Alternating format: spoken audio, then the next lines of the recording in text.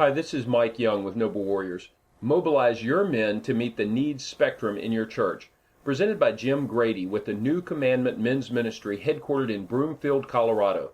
This challenge was presented at the Iron Sharpens Iron Men's Conference in Richmond, Virginia on April 9, 2011. My prayer is that this message will encourage you in your walk with Christ and better equip you to lead your family.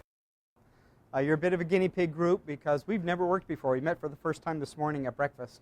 But I started this type of ministry in my church in Gary, New Hampshire, and he has this type of ministry. He leads this ministry at his church in Avon, Connecticut.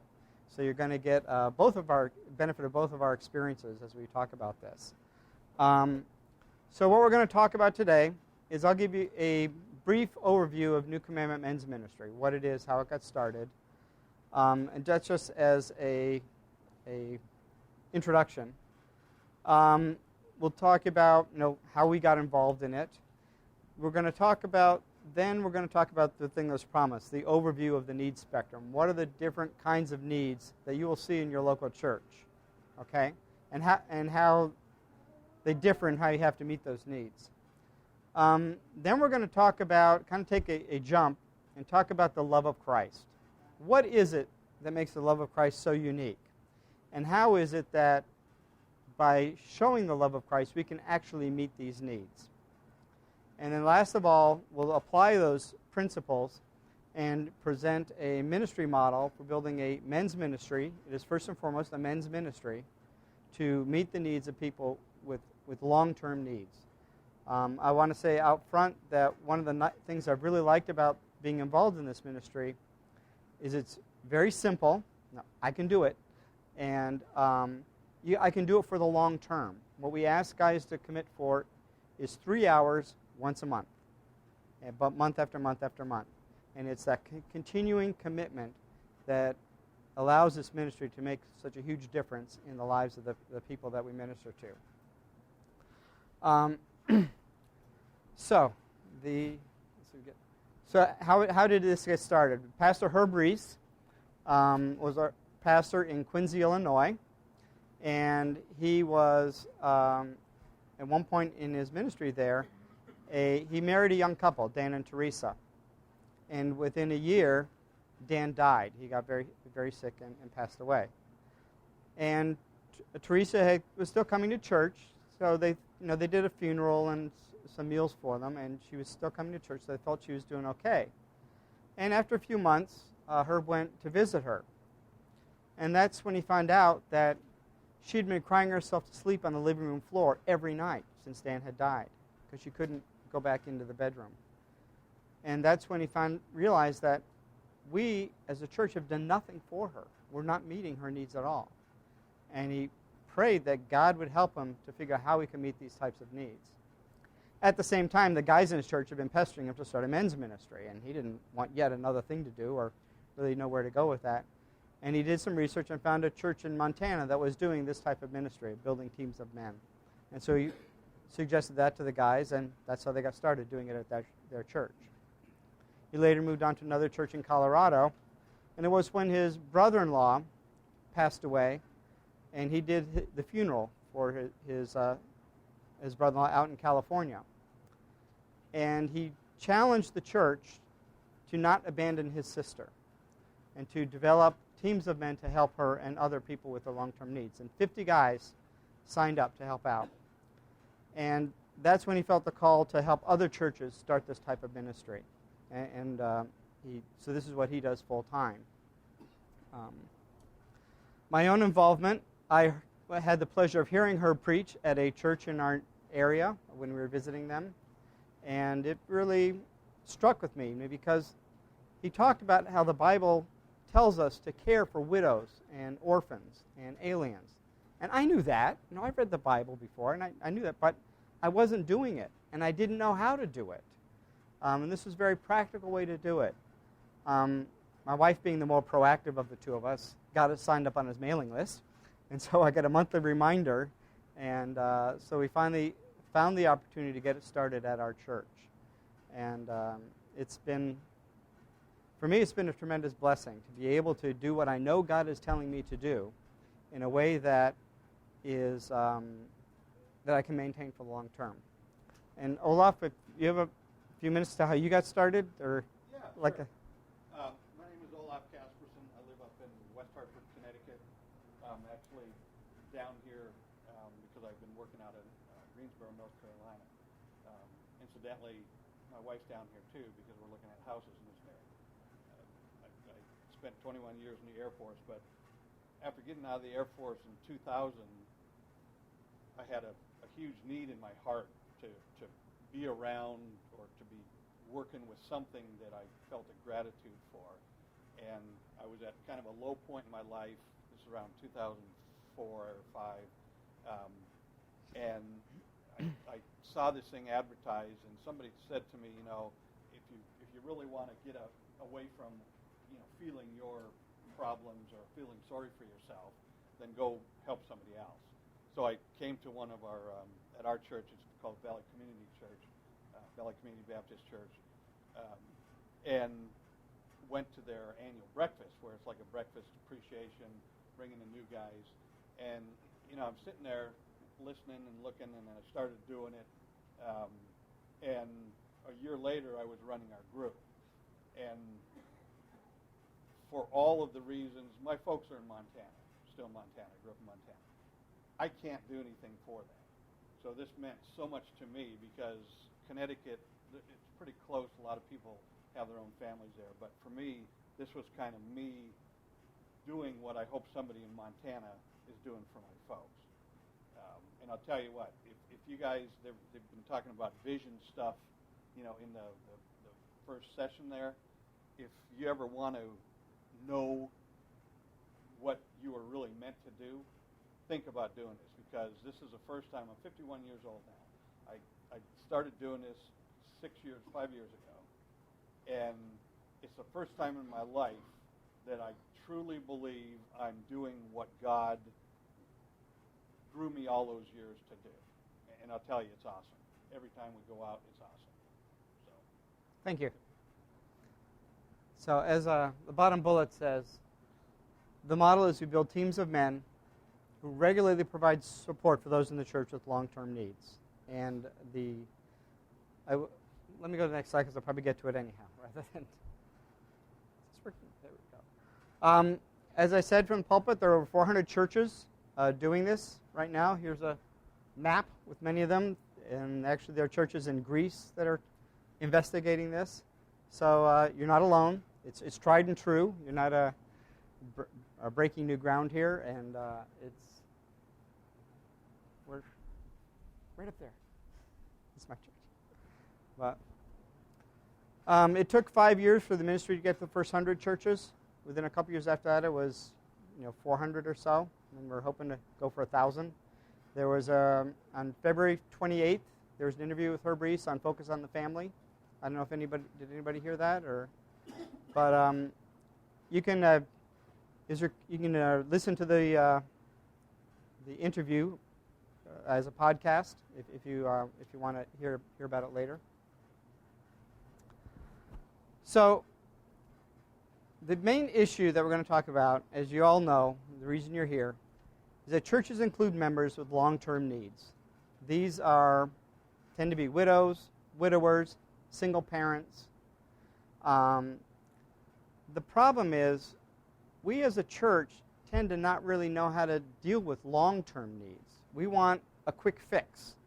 I know personally, I'm sometimes a little afraid to pray for something because I'm afraid that it's not going to happen. Or it's hard to pray month after month after month, year after year after year after year, waiting for God to answer. But in the meantime, God wants us to be standing in the gap there to help meet those needs. He wants us to be continuing month after month to be trying to meet the needs of those in our congregation. There are different types of needs in the church, and we're going to talk about that now. There are special project needs. These tend to be very short-term. You get the guys together for a day to help someone move or something like that. There are the long-term, emergency special project needs. I'm getting ahead of myself. These are special projects that it's a short-term commitment to solve the problem, but you can't plan for it. It happened out of the blue. We'll get to some examples for that. There are long-term needs, what I've been talking about, someone who is a widow, who they're going to have this same problem today, tomorrow, the next day, the week after that, the week after that. And then there are catastrophic long-term needs. These are needs that, like the emergency special project needs, you can't plan for them, but the consequences are severe. And these can be arranged into a spectrum, and you have that on your handout, an example of this. So the special project needs are one-time need for help. Can you send men over to help me move? Okay? Emergency special project needs, they're a one-time need for help involving danger to life and or property. An example, I'm being evicted on Monday. I will lose my possessions if I don't get help moving. Okay, and long-term needs are people with disabilities. These are people whose normal social relationships have been severed. They've got the support of a husband or a wife, and that's gone now. And they have to change the whole way they're living and the way they cope. Then the catastrophic long-term needs are a life-altering event that results in total dependence. My husband is in prison. I'm dying of cancer. Can you help my 12 children? Now, the two examples for emergency special project needs and catastrophic, those are real examples, and they're from Olaf's church. So he'll tell you more about those in a minute. So the special project needs, though, that's a case where frequently, frankly, people are looking for cheap labor, okay? It's, for example, maybe they have a leaky pipe, and they call a plumber and find out it's going to cost them $200 to fix the leaky pipe. And I think, oh, well, there's a guy named Joe in church. He's a plumber. Maybe he can fix it for me. So they call the church and ask if they can send Joe over to help fix the pipe. It's not the church's job to meet every need like that. And the problem, too, is you're really taking advantage of those people, and you're going to burn them out. There is a man on the board of New Commandment, and I don't know this firsthand, so I don't remember exactly his profession, but he says he hates doing work for Christians because they expect the work to be done either free or greatly discounted. And he's got to feed his family, too. So it's not the church's job to provide cheap labor for the whole congregation. Now, there's nothing wrong with you or any member of the congregation saying, I need help from somebody at church, and you going to that person and asking for the help. Because you start building that, either you have that relationship or you build that relationship as the basis for the help. But it is wrong for us to expect the church to ask these people to do that for you. Partly because it does apply a lot of undue pressure. So it's harder for them to realistically say no, which maybe they ought to do, than if they're doing it on the basis of your relationship with them. Emergency special project needs, again, it's a one-time need. And here it involves immediate danger to life and property. So if we'll, I'll ask Olaf to tell that story here. That's actually one that evolved on us. We had what we call faithful hands. Some places call them helping hands. There's different names, but up at Valley we call it faithful hands because we're going to help and we're going to keep coming back month after month after month to the same person. This is something I got a call on a Thursday afternoon from our pastor of care and counseling, and he said, can you give this lady a call? There's something about she's got to get out of her house or do some movement or something. So I go to I call, find out that she's basically lost the house. She's being evicted. The marshals are showing up on Monday morning to kick her, and what I found out then is they take all your possessions that you have in the house, and they store them, and then you pay for them. I didn't know that. That's kind of interesting. But so I talked to her, I think it was on Thursday, talked to my wife, called a couple deacons, and then called my team. Fortunately, we're a fairly big church. We're blessed. We've got, we try to get up to 100. We're usually around 85 to 90 because of people coming and going. But I called, basically put out a call to say, anybody that can help this weekend, come on out. So in the course of that, what we found out from the lady is that she had been Orthodox Jew, gave her life to Christ. Her husband kicked her out, her and her, I guess she was an 18-year-old, 19-year-old daughter at the time. Her family declared her dead, had a wake for her, because of this. And then she lost her house and had to move into this condo. It was a small, decent condo, but now she was being evicted from it because she didn't have a job, had lost her job, all those kind of things. It's like everything that could happen had happened to this woman. And then on top of that, she had some medical issues. So we got everything. We moved it into a storage area. One of the guys had a copier business or something, so he had a big truck. And you'd be amazed at what people do and the resources they can bring to the table when something like this happens. So we got her all moved out, and then this is right around Christmas. This is like right before the first weekend of Christmas, I think. So she had no place to go. She had no money.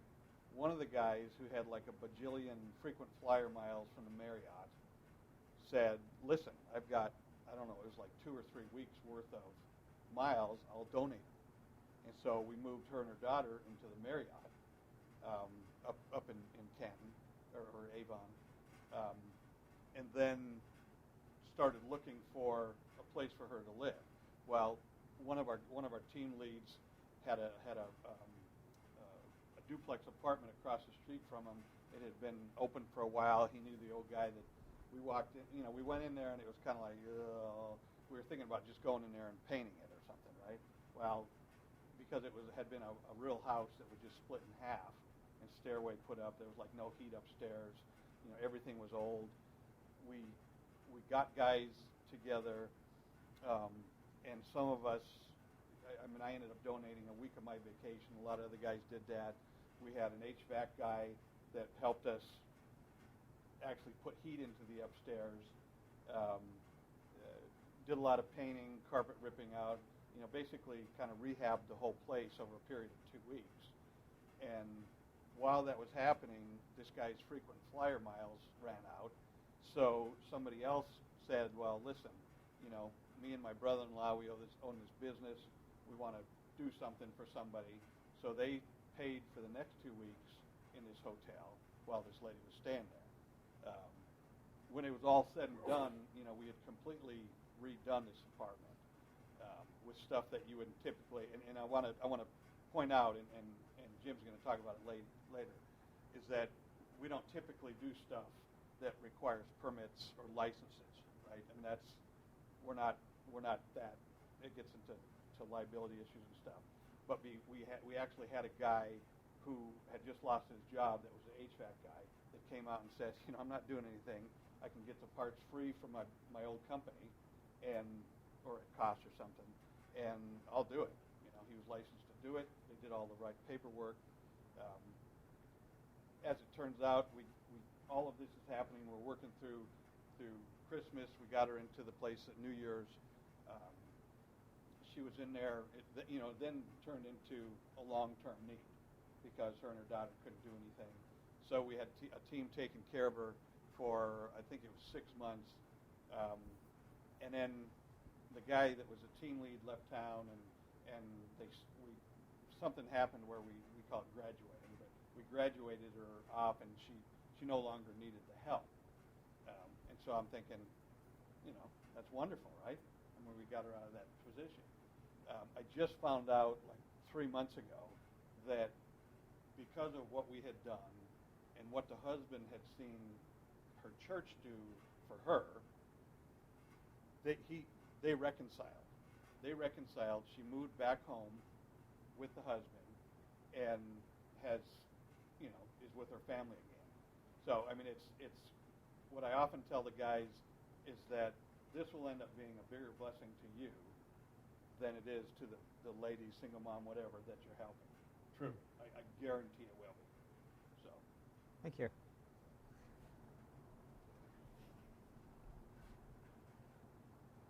So the next category we have up there is the long-term needs. These are cases where the normal social relationships have been severed. Typically the widowed or widowers, single parents, can be people with disabilities. And the thing is, these people need to be loved more than they need to have work done on their house. The projects are nice, and they help us as guys because we relate well by working together and doing projects. We like to be doing things. But what means most to them is the fact that the church, these men, are committed to them and that they are loving them the way Christ loved us. And this becomes, when a church can meet these kinds of needs, this becomes the basis for meeting the other types of needs. Olaf just shared how this woman had this emergency special project need. She's going to be evicted. But he already had the framework in place where he had teams of guys who could call, who were used to, giving up some of their time to help and have seen the blessing and so are willing to do it again, even over and above what they normally have to do. So this is why we're saying if church focuses on meeting this kind of need, they are then able to meet the other types of needs. The last type is a catastrophic long-term needs. Here you have a life-altering event. And the example I gave was a woman who showed up at Olaf's church saying, my husband is in prison, I've just been diagnosed with cancer, I have a few weeks to live, and I have 12 children. Can you help me? These are really difficult to meet. I don't want to downplay that at all. Fortunately, they happen very infrequently. But if they do happen, I will propose that knowing how to meet long-term needs will help you meet these types of long-term needs. Do you want to? We didn't go out and build a 12-bedroom house for this situation.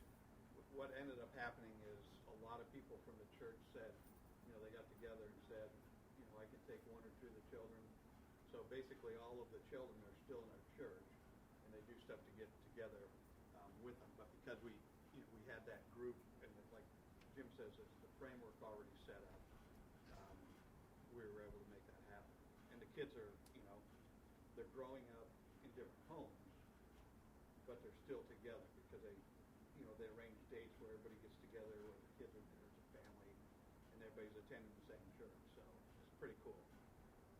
But even though I think you downplayed that, adopting a child is a lot of work and a lot of effort and even a lot of expense and a big commitment for a family. So whether the child is adopted or even if they're foster parents, that is still a huge commitment for a family to be willing to make. And I will contend that it's on the basis of having the experience of meeting these types of needs. So focusing on the long-term needs, James 1:27 says, "This is pure and undefiled religion in the sight of our God and Father, to visit orphans and widows in their distress, and to keep oneself unstained from the world." The idea of visiting in the Bible is a dramatic concept. It's not like just going over and having tea and crumpets with a widow, or and sitting around the table chatting. In Exodus 20, verse 5, or in 34, verse 7, God says He will visit the iniquity of fathers to the third and fourth generation. What He's saying is, this is something that will change you forever. It's a permanent change. It is a very drastic action on His part. The other example of visiting, in the good sense, is when God, the angel, appears to Abraham and promised that a year from now the Lord will visit you and Sarah will have a son. Okay? And that's what we're about. We're going to change these people's lives for the better. We're going to make a permanent change. We're going to say, we're not going to put up with this anymore. We're going to help this person get past their long-term needs. The other thing that's interesting about this verse, though, and this isn't the only verse in Scripture, is there's a lot of times at men's conferences you hear about purity of life, and I know Rick Cardos has a workshop on it this afternoon. Purity of life and good works are linked together frequently in the Scriptures. You see here, to visit orphans and widows in their distress and keep oneself unstained by the world. Titus 2:14 says, "Who gave Himself for us to redeem us from every lawless deed and to purify for Himself a people for His own possession, zealous for good deeds." Those who are purified should be zealous for good deeds. And And you find you will become zealous for good deeds as you do this. Another excellent verse on meeting long-term needs, Isaiah 1:17. Learn to do good, seek justice, reprove the ruthless, defend the orphan, plead for the widow. That is a context for the verse we so often quote, Isaiah 1:18. Come now, let us reason together, says the Lord. Though your sins be as scarlet, they shall be as white as snow. Though they are red like crimson, they shall be as wool. It's this type of repentance that is the context for our forgiveness. So these are just a couple of the verses in the Scriptures that tell us we need to care for widows and orphans. And in the workbook, I'll describe the workings of the workbook in a little bit, there are over 40 references, and that's not exhaustive, of God telling us that it is His concern. He is concerned about the widow and the orphan. If there was one verse in the whole Bible that said He was concerned, that would be enough for us to believe it. But here we have over 40 references to that. The deeper goal for this ministry is to provide people with the love of Christ. Jesus said, "A new commandment I give to you, love one another. As I have loved you, so you must love one another. By this shall all men know that you are my disciples, if you have love one for another." We frequently try to meet long-term needs with kind gestures. We treat them as if they're special project needs. You know, we get a bunch of guys together to go over and paint somebody's garage or something like that. They're very often project-related. But what people with long-term needs need, as I said earlier, is the love of Christ. They need a relationship. And that is, the love of Christ is relationship-oriented. In general, kind gestures have little impact on either on the person doing the work or on the person receiving the help. Person doing the work, Saturday's over, they go back to their lives and they don't think about that person again or until the next special project comes up. The person who was helped, yes, they got some help and that was helpful, but their main problems are still there. They're not being addressed. One of the things we see in this ministry is that the people who are served by this ministry are literally transformed. They are beaming when they come into church. The woman we served for 5 years, she also graduated. She was in her 80s. And when we first met her, well, frankly, my wife thought she had Alzheimer's. It was hard to hold a conversation with her, and she was scattered when she was talking. A few months after we started, and it generally takes a few months for people to really realize you really are coming back next month. Ruth was very different. She was coming to church more frequently. She was taking initiative with people in the church. She was getting back involved in Ladies' Benevolent Society. The other thing we saw, too, was the work around her house was getting done because she had the energy to do it. So not only were we doing work for her, we were enabling her to do more work for herself. She had a physical with her doctor, and her doctor said, "Ruth, there's something different about you. You're healthier than I've seen you in years. What's going on?" And so she talked, well, she's trying to do this and do this, do exercise a little bit more, but really not that much. And the doctor says, "That's not it. What's going on?" He said, "Well, maybe it's my tools team." Olaf said they call theirs Faithful Hands. We call our ministry Tools for team outreach to others and loving service. New Commandment Men's Ministry is just a little bit too much of a mouthful for us. So we call it Tools. So she said, "It could be my tools team." So what are you talking about? He says, "Well, there's some men from my church who come once a month to help me out." I says, "What?" No, really. Some guys, they come once a month. They help out for a few hours. He said, "I've never seen anything like this before." And that also gets to the other point here about, by this, all men you'll know that you're my disciples. These people that you are helping, they tell everybody about it. And the gospel gets out that way. People know that this is the love of Christ in action. Just this past week, after Ruth graduated, moved on to another family. It's a couple, and the husband has Alzheimer's. And he had to go for a doctor's appointment on Thursday, and his wife, Jean, called my wife to ask if she could help take them to their doctor's appointment because they can't really get out on their own. And she said, "Sure, I'd be glad to do that." So they got to the doctor's appointment. They took Jerry's blood pressure and said it was really low. He needs to get to the emergency room immediately. So Jane took them over to the emergency room. Actually, they came in an ambulance, and Jane was there with Jean and sitting there helping her. She's, as you can imagine, very distraught. And my wife had to go pick up my son at the library. He's been helping out there. And so she goes to the nurse there and says, I have to go pick up my son. Can I leave you a cell phone number in case she needs me to call me? And she says, sure. She says, now what's your relationship with him? She's tried to keep it simple. She says, oh, I'm a neighbor. You're a what? A neighbor? My neighbor would never do this for me. And the person she was training said, my neighbor wouldn't even know I was sick. And she says, well, okay, really what it is, it's something my husband got going. It's from our church, and we come over once a month to help them. And you come once a month? She says, I've never heard of any religion doing that. What religion is that? So one is exciting, but it's also kind of sad that it wasn't normal. But be that as it may, people recognize this as being unique. And as I said, it doesn't seem like I'm doing that much. I'm only giving them a couple hours a month. But it does make a huge difference for them. The other story I have is a woman by the name of, I'm sorry, yes?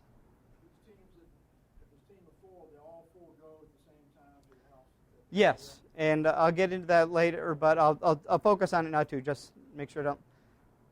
One of the things that, to me, that makes this ministry unique is you build teams of men, and for the most part, it's the same team month after month. So you're building relationships with the other guys on your team. That's how men frequently build relationships, by doing things together. You're also going to the same care receiver month after month. So you're building that relationship with that care receiver. From the standpoint, which maybe the question you were getting at as well, is we do have certain policies in the ministry. One is that no caregiver ever goes to a care receiver's house alone. You go in the context of a team. Maybe you don't have your whole team, but you have at least one other guy with you. But does that answer your question? Okay. So, sorry. Yeah, sure. Talking about relationships with other guys, right? I mean, I don't know how all you are with talking to guys about stuff. When I started this, I didn't have any Christian friends that I could talk to. I had some, a couple of really good buddies that I could talk to about anything, but I wasn't comfortable sharing, if you will. And I didn't even think about it going into it, but what ended up happening is the team that I was with, I started developing, just about, you're working beside them, you're talking about stuff. Pretty soon you say, hey, would you pray for this kind of thing? And over the years, I've developed very, very close Christian relationship with a couple of the guys that I've worked with, which some of you may say, well, I don't want that, because that's how I was before. I don't want that. But that's kind of a fringe benefit of doing this. And it was, now I look at it and I go, how did I ever survive life without it? So. Thank you. The other example of a woman being transformed was Carol. Also was coming to Church Beaming. She was living in a 35-year-old mobile home that was designed to last 20 years. We're up in New Hampshire, and so we get a fair bit of snow in the winter, and in the wintertime, typically the roof was pretty leaky. My wife and I actually went over to help her get her wood stove lit because the wood was a little on the wet side, and we go in and the ceiling is bowed and things are dripping, and her team worked. They went the extra mile for her, but there's only so much you can do. And so she'd been praying for 3 years to get out of that mobile home and into some senior housing in the town of Derry. Well, we came to church one Sunday, and one of the guys on her team, Paul, said, did you hear the good news? Carol got into the apartment. So, we were ecstatic. My wife went over to Carol and said, Carol, I heard your good news. He goes, well, how'd you hear? And she said, well, Paul told me that you got into the apartment. Says, that's not my good news. What's your good news? My good news is my son wants to start a tools ministry at his church in North Carolina. Now, she'd been praying for this for 3 years, and her prayer was answered, and she was more excited about the fact that her son wanted to be doing this type of ministry. I had to tip my tongue another story about Carol. It'll come back to me. But anyhow. So I've given you some examples of how we've seen the benefits of showing the love of Christ. But let's go into some of the discussion. What exactly is it about the love of Christ that makes it unique? And we're going to say that there are three characteristics here. We'll go into a little more detail. First is personal identification. Second is commitment. And the third is sacrifice.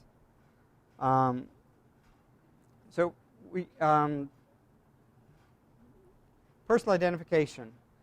Christ identified with us by becoming a human being. He walked among us. He just didn't say, "You are forgiven." He didn't come down as a full-grown man and pay the price and then forgive us that way. He lived among us. He experienced what it's like to be a human being. He knows what it's like to be a human being. Hebrews 2:17-18 says, "Therefore, he had to be made like his brethren in all things, so that he might become a merciful and faithful high priest in things pertaining to God, to make propitiation for the sins of the people. For since he himself was tempted in that which he has suffered, he is able to come to the aid of those who are tempted. Because he was tempted as we are, he can help us in our temptation." Hebrews 4:15-16 goes on to say, "For we do not have a high priest who cannot sympathize with our weaknesses, but one who has been tempted in all things as we are, yet without sin. Therefore, let us draw near with confidence to the throne of grace, so that we may receive mercy and find grace to help in time of need." Because he can sympathize with us, because he has lived the life that we are trying to live. I already told the story of Ruth, how our personal identification with her helped her to open up and contribute on her own. One of the things that happens as you come back and visit month after month after month is you let the care receiver get to know you, and you get to know them. Like I said, we thought, Ruth might be having some form of Alzheimer's, something like that. But she is really sharp, and she's funny. She's got a great sense of humor. I didn't know this about her. The other thing is Jerry, the man with bona fide Alzheimer's. I found out he was a tremendous soul winner when he was younger. The guy around the corner from us, who we buy our Christmas trees from, his little Christmas tree farm, was led to Christ by Jerry. Jerry would share with him regularly. And one day he pulled into Ron's gas station, and Ron jumped in the front seat and says, "Tell me how to receive Christ." And I hear stories time and time again of things people that Jerry has won to Christ. So you not only know them, you also know their problems, and you know why they have those problems. It's not the focus isn't on the problem; it's on the person. For commitment, Christ is our example. His commitment was he came down and he became a human being, and he is still a human being. His love never ends. He always seeks us. He will never give up on us. And as vessels of Christ, we should show that same type of commitment to other people. A lot of times people ask, how can the church show this type of commitment? But as we'll be quick to point, the churches often show this type of commitment, but it's usually in the form of mortgages to a banker, right? Why can't we do that for a widow or for a single mom? I'm sorry? And another great example is there was one team in Colorado, and they were meeting in a McDonald's every month before they went out to help the care receivers. And one morning, a woman who worked behind the counter, Connie Lopez, came over and said, "Who are you guys? What are you doing here?" So they explained what they were doing and what it was all about. And she said, "Well, I'm a single mom, and I have 4 kids, and I'm all alone." And she got really serious and says, "And it's really hard. Can you help me?" I said, "Sure." So they put a team together for her. And next month, Connie actually took off work, and they went over to her house. She fixed them a big Hispanic breakfast, and they sat around the table and enjoyed each other's company. And then they went to work while she went back to McDonald's to do her work. And they fixed her dryer. They trimmed some hedges. One of the guys was a mechanic, and he noticed she had some bald tires on her van. So he took the van in and got her some good used tires. While he was at it, he noticed she needed a brake job, so she gave him a brake job. And when he was all done, they brought the van to her at the McDonald's. And she came out while they gave her the keys, and they explained all the work that she had done with them. And up until this point, it was just a kind gesture. But what happened next changed it to the love of Christ. They said to her, "Connie, what would you like us to do for you next month?" And she said, "Next month? You're coming back next month?" And they said, "Well, yeah, if you'd like us to." They said, "Well, how long will you come back?" And they said, "We'll come back as long as you need us to." And at that point, she just burst into tears. She was bawling. She couldn't talk. She took the keys and turned and walked back into McDonald's. You know, they could have been handing out tracts all day. It would not have had the impact that she had when she told the people she was working with why she was crying. And the next day, Connie was in church. So that's one of the stories I wish I had been there for. But it's not. The last characteristic of the love of Christ is sacrifice. Christ's redemption is the model for sacrifice. He gave himself for us. But it's not just redemptive, it's also exemplary. 1 John 3:16 says, "We know love by this, that he laid down his life for us, and we ought to lay down our lives for the brethren." Now, we are expected to give of ourselves the way Christ gave for us. And care receivers need someone to sacrifice for them. And I'm not, so, you know, as it says in James, if you see someone hungry or in need of clothing, to say be warm and be filled is not enough. You need to meet the needs. And also Jesus said, even sometimes a simple gesture, a drink of water offered, done in his name, is like giving it to him. So when I'm saying that the team is expected to sacrifice, what is it that we're asking them to sacrifice? We sacrifice spiritually. We pray for the care receiver. We sacrifice emotionally by being involved in the care receiver's needs, and it's an emotional connection. I've been involved in this ministry since 2006, and a lot of it's because I love Ruth, and I couldn't turn my back on her. I'm going to be there because of Ruth, not because I told some other guy I would show up and help out, but because of Ruth. We give time, 3 hours a month. That isn't a lot, but most everybody has schedules that are at least 100% full, right? We're not usually sitting around looking for things to do on any one given day. And financially, $10 to $15 donated per man once per month. And that's not always the case. The goal is, and I may have this on the slide, so forgive me if I repeat myself later. Our goal is not to meet every need. Our goal is to meet the needs that they cannot meet. In Ruth's case, financially she was doing okay. She and her husband had saved well, and she was in a pretty good situation. They didn't have a big extravagant house. And she insisted on paying every single penny that we spent. She didn't want us to bear any cost at all. There are times when your care receiver will have a huge financial need, like with Carol when they're trying to fix the roof on her house. Needed materials for that. And then the team can also act as an advocate. We saw in Isaiah 1:18, it says, plead for the widow. What are other resources that are available? Perhaps there are government resources available, or perhaps there are charities, or the adult children of the care receiver. And then the church itself. Maybe if those avenues don't provide any help, the church itself can provide some relief. We're not asking that if the heating system goes out, say, well, sorry guys, you're her team, you got to each fork over $500 here. That's not what we're saying at all. But there are sometimes, a few dollars each month people may put together. And usually for Ruth, we had to sneak it by her if we were going to pay anything ourselves.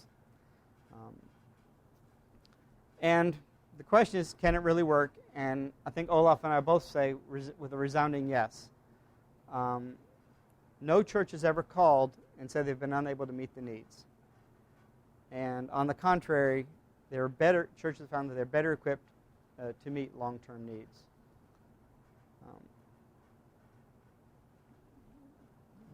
So I've alluded to it a little bit over this past 45 minutes. Let me go into a little more detail of how it works.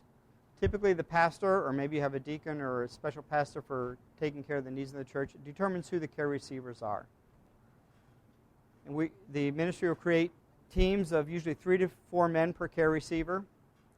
And the reason we do teams are, one, the accountability that we talked about earlier, that you don't want to just have one guy going, especially if you know a young single mom and she's kind of cute. You don't want to give opportunity for impropriety. In addition, men will have unexpected conflicts. Circumstances change, they move away. If all of a sudden one guy leaves, you still have a team. You may only have 3. You used to have 4, but you can still do some work for this person. Sometimes people are sick or they have a business trip. So they're just gone for that month, and you can still field the team that month. I mentioned the propriety issue.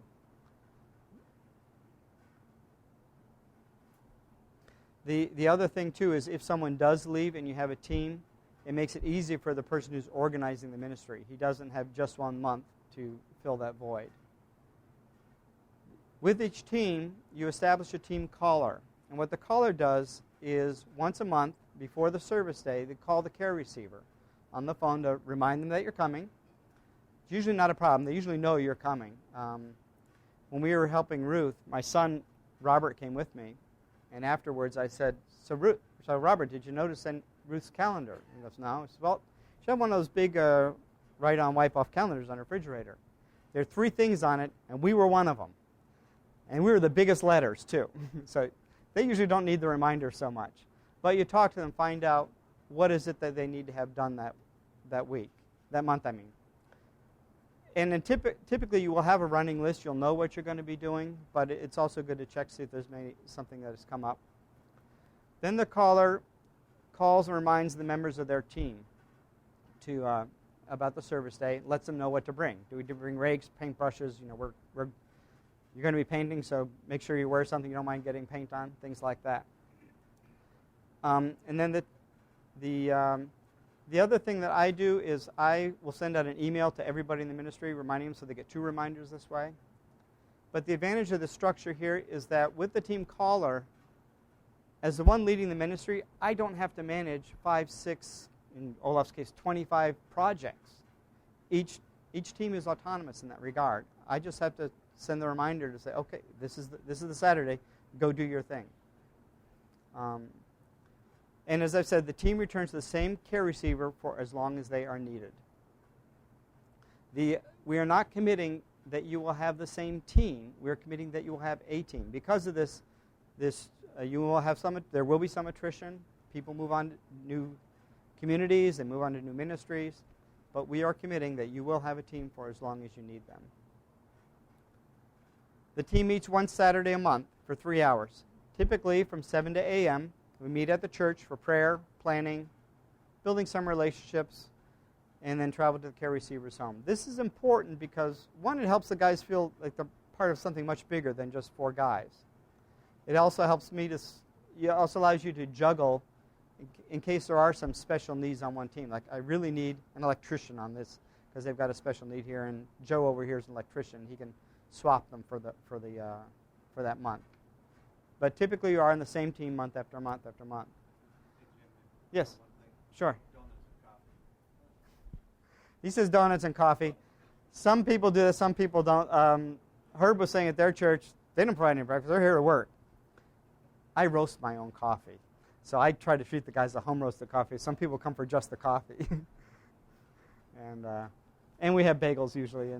But somebody with a sweet tooth will bring donuts. So there's usually more food than you need. But whatever works for you. I mean, this is your ministry. We are just presenting a model here which has worked for us and for 400 other churches. And then from 8 to 10 a.m., you work at the care receiver's home. At the types of projects you do, that can vary according to the needs of the care receiver and the skills of the team. One of the things that people are hesitant about in signing up for this ministry is saying, oh, I'm not a handyman. I'm all thumbs. But you really don't need special skills to show the love of Christ. there is a team, and the devotional book describes a team where one of the caregivers is in a wheelchair. And he has a huge ministry to that care receiver because she is also wheelchair bound. Sometimes you're just raking leaves or cleaning gutters or changing light bulbs. Well, one time for Ruth, we were changing batteries because she had slipped on the ice and broken her wrist, and she couldn't even change a battery anymore. So it's the other thing too is even if you're not a handyman, you can learn from the other handymen on your team. I learned how to use a paint sprayer for paint when we painted a garage. And as I also like to say, it's nice to be able to practice in somebody else's house first. So it's part of building a relationship. You learn how to do other things to help out.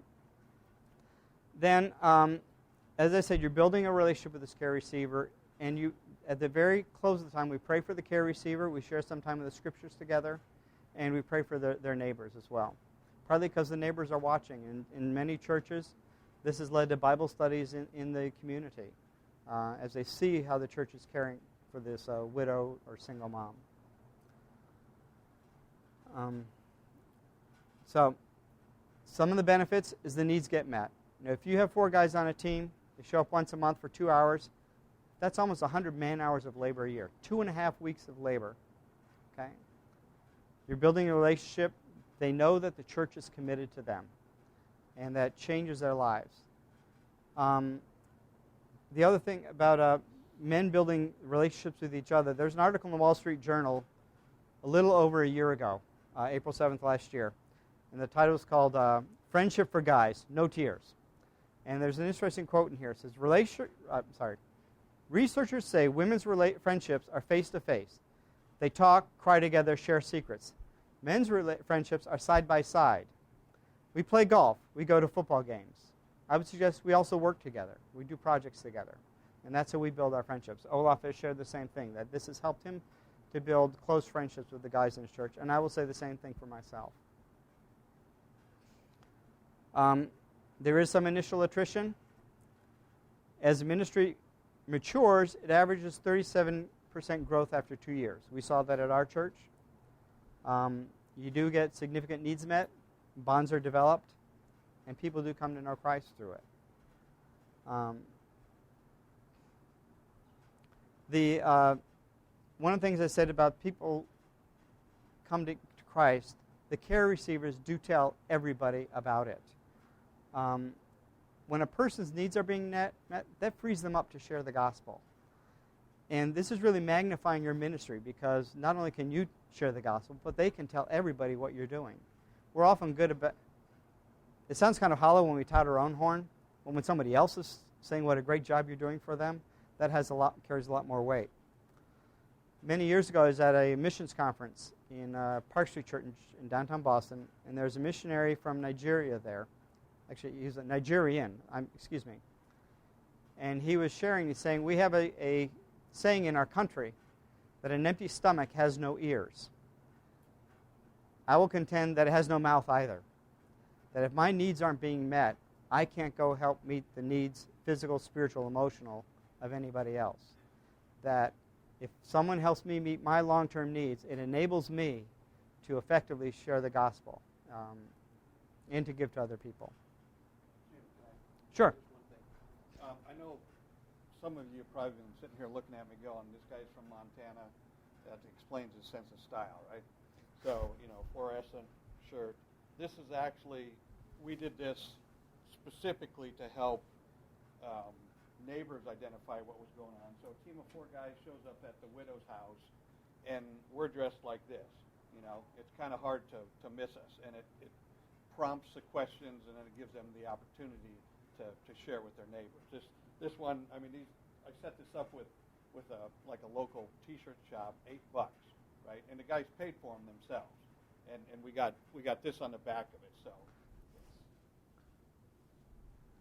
So it goes to them being able to witness even farther after we work with them for a while. It's a good idea. Actually, I'll have to steal it.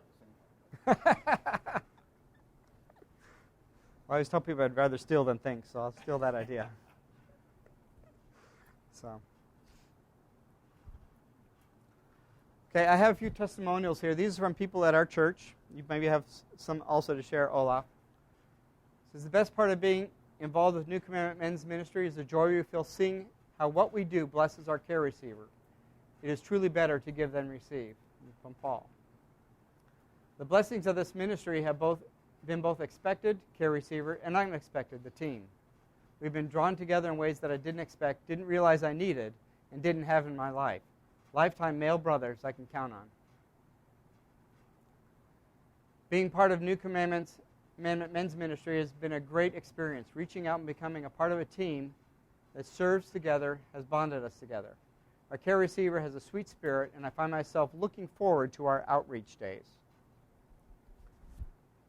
This one here from Michael, who's a 17-year-old involved in ministry. New Commandment Men's Ministry has been a powerful and fulfilling ministry for me. Hearing the appreciation and joy the ministry brings to the care receivers has been one of the most satisfying experiences in my life. The way God works in the hearts of those in the ministry has been truly amazing. It is an honor to serve in this ministry. Last one's a little long-winded, but the New Commandment Men's Ministry concept opened my eyes to a practical application of an inner desire the Spirit had always laid upon me to help others. New Commandment Men's Ministry helps us to come alongside those in the most need in the church, the widows and single moms who can so benefit from a team of godly men who will come alongside and give practical hands-on help. New Commandment Men's Ministry also gives a positive Christian male group support team that supports both emotionally and spiritually. Is a practical and safe way to do the things that Christ said we should do. It gives evidence of our faith that neighbors can see. The sacrifice of time and labor once a month is turned into a blessing for care receivers and caregivers on each and every visit and in between. When we're doing the will of God, then His blessing is upon us. The 17-year-old is, one of the things we do is we allow dads to bring their sons to help out. I don't let minors come if their dad isn't involved in the ministry. If they think it's important, they should be there too. But one of the benefits is that when you start them early in a lifetime of service and building that servant heart, it also allows them to see if they're helping a single mom, what divorce can do to a family. They can also be involved with, they see their dad doing something good, and your dad can be a good role model that way, and sees other role models from the church, working with other men from the church. So it's been great to have the young men involved in there too. Yes?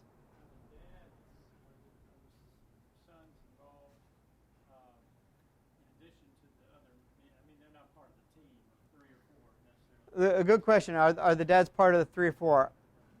Are the kids part of 3 or 4? It depends.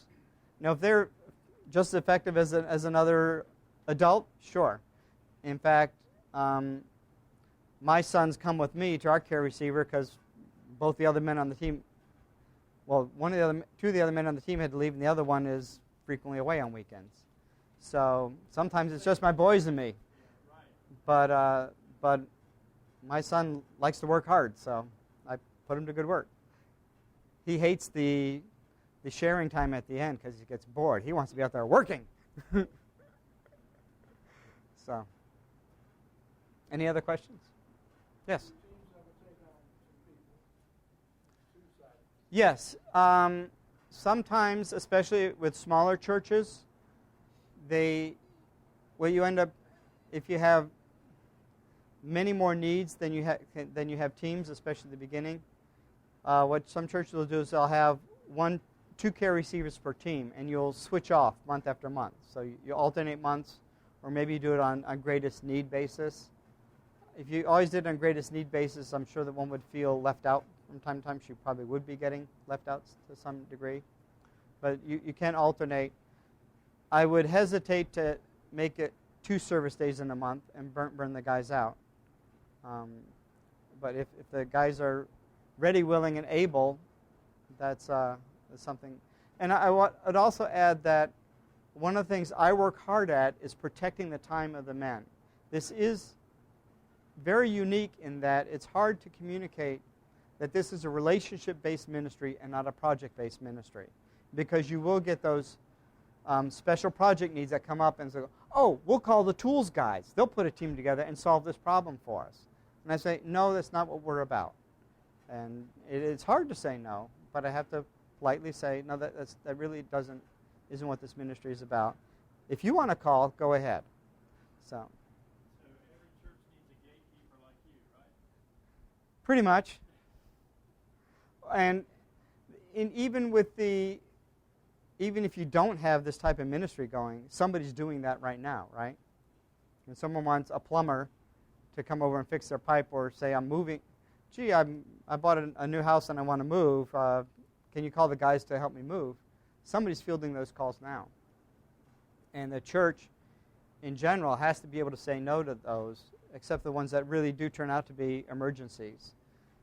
As my wife will say, a yes to one thing is always a no to something else. And the good is always the enemy of the best. So it's yes? It's not really clear to me where the national aspect of this ministry comes into play. The national aspect of it is we help people from all over the country to start their church. But it is really your ministry. Right. And this is just a way to enable churches to get this started. So one of the... Okay, go on to the next one. We have a sample pack that we're offering. It consists of I have one right here, and there are more down on the table downstairs that are open you can take a look at. A devotional time, a DVD, and a workbook that goes with the DVD. I bought the DVD for our church and like 20 workbooks, and that's how we started the ministry at our church. The DVD is a 1.5 hour presentation in more depth on the nature of the love of Christ and contrasting kind gestures to the love of Christ, and a little bit on the model for the ministry. So it provides a good biblical foundation for the guys involved in the ministry. And every guy that comes to join the ministry, I train with the DVD. So that's available as a resource, and workbooks are available. If you want everybody to have a workbook, you can purchase those there. But that's really all they do is provide this as a method for training. If you don't want to use the training, at least can use it to introduce it to your church and say, here guys, I think we ought to go for this. The deal with the sample pack is if you sign up for a sample pack, you can try the DVD free for 30 days. The DVD is normally $70, and at the end of 30 days, Herb will send you an invoice, and either you pay the invoice or send back the DVD, but you can keep the books, the devotional and the workbook. So it's the national aspect is that we're out trying to get churches all across the country to start this type of ministry in their church. But once you get it started, it's your ministry, and it provides a good model for creating this type of ministry. Well, it's free to take home and try it, and it's $70, 70, for the DVD, and the books that come with it, and you can keep those. So do you try to work with sort of one point man in a church, and then he'll try to... Typically, they take it and run with it. I don't know if, and I don't have, I've only helped talk to people getting it started. Once they get it started, if anybody has any questions, I'd love to answer. I think I can answer that. The great thing about the sample pack is you can take it back to your church and show it to your church leadership and say, if you want to be, quote unquote, the leader of the group, because there does need to be. I mean, he runs his, I run mine. There's got to be somebody in charge. And like you were saying, we're kind of the gatekeeper and working with the church leadership on who the care receivers are and stuff. But yeah, there's got to be a leader. And there's, depending on the size of the church and where you are, there's probably somebody out there that wants to do it. There's probably guys in this room that would like to get this started.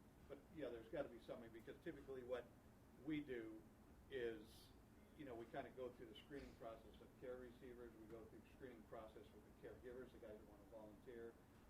We lead the monthly devotion part, if you will, or at least set up for it. What I do is I oftentimes have one of the pastors, we've got like 4 pastors in the church, come in and talk, and what it does helps the guys get to know that particular pastor better. or just have one of the guys in the group do it. So, but yeah, there's got to be a leader. Otherwise, I don't think you're going to go anyplace. Yeah. What's the pastor's involvement? Unless the pastor's leading the ministry, he can join the team. And we've had our pastor on a team, and I usually would not make him the caller. He doesn't need one more phone call to be making, but they're usually glad to be there and help out and get to know guys in the church that way. So, yes.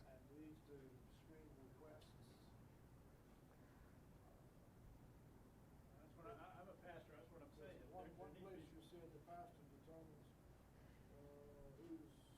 Who's the care receivers? Yeah, who's the care receiver? So typically, what I have found is at the very beginning, when you're starting this ministry up, you need to decide, well, one, how many teams have we got? And then who can we help? And it's been more of a prioritizing of who has the greatest need. And usually the pastor knows of the people in need in their church. And they've been looking for help in meeting those needs rather than trying to find people that they can have teams to go help. Once the team gets established with a care receiver, there's not a lot of turnover because we say we'll be there as long as they need them. I do hear, sometimes I'll hear like the pastor come to me and say, oh, so-and-so needs a team. And then I go and I will start to try to recruit men to join the ministry and put a team together for them. I'm sorry. Add to that too, because what we were doing initially is I would do basically a phone interview with the person that was asking for help and find out about do they have family in the area. It's just some generic questions, and then I would submit that to our deacons board, so that the deacons board would vote on, and typically they're going to vote yes, but that way I wasn't making the decision. So, and that's an important aspect is that I'm not making that decision. Somebody else, whether it's the pastor who knows the people, and since I'm relatively new to the church, I don't know all the people in our church well enough to say, yeah, I know this need. So I can take the information, talk to the pastor, and we've recently kind of restructured some stuff in our church. So what I do now is I work with we have a pastor care and counseling that he'll either identify the person and I'll talk to them, or vice versa, but we're always in lockstep, and he has the final say on it. Yes, as Christian. Is this information available on the website? At the website, you can sign up to receive a sample pack, yes. It's newcommandment.org. There are a few. I didn't have a handout with, here's the details on that. We called that. There's a few more links there. If you have more questions for me, that's my email. I have some business cards downstairs with Herb Reese's email. And I'll be glad to answer any questions I can, too, via email. But, yes, Stephen. How do you protect the man from getting most romantically involved with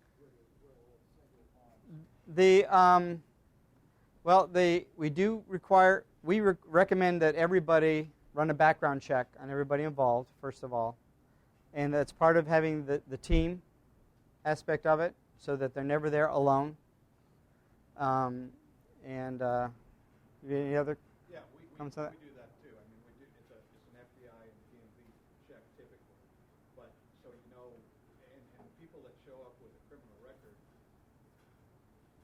we don't allow on the team, but we try to help them find another area in the church to serve. But to your question about the romantic part, having numerous guys on the team, we tell the guys to kind of watch each other. It still could happen. I mean, bottom line. Right. But I've been doing this for 6 years, and I've not ever seen it. It hadn't happened. I'm not saying it couldn't. But on the flip side, I was at a conference recently, and the pastor was talking about, if you got godly single men in your church, and these women are single moms trying to raise their kids, God may bring somebody into their life to help raise those kids and marry the lady, so. It's just that we're not. It's not a matchmaking service, right? I mean, it could, yeah. Right. Yeah.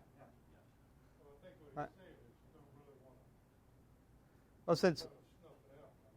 Well, and since most of the guys tend to be married on the teams, that's what you're trying to prevent inappropriate romantic relationships. Right.